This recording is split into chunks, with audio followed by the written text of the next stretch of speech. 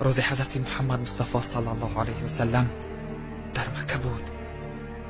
ناگهان جبرائیل علیه السلام به نزد حضرت آمد و گفت: ای محمد صلی الله علیه و سلم، من یک نظر به سوی دوزخ کردم. نصف امت تو در دوزخ می سوختند.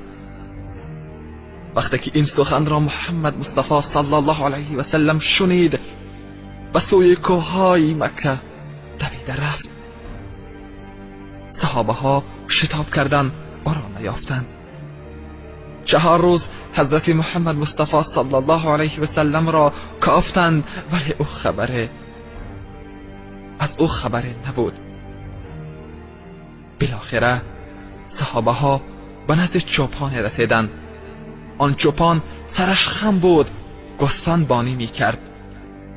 پرسیدند: ای چوپان، محمد صلی الله علیه و سلم را می شناسی؟ آیا او را تو دیدی؟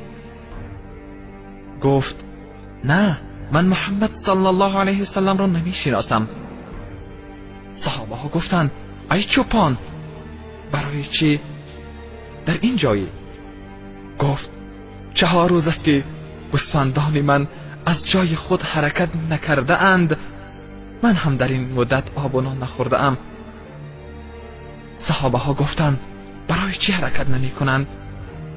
چوپان گفت: از همین درون غار 4 روز است که آوازی دل می آید و گوسفندان من آبی چشم می ریزند.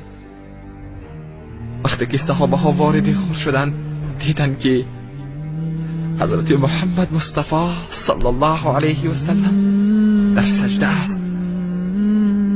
او سر خویش را در سجده گذاشته بود و این سخن می گفت: خدایا، امتان مرا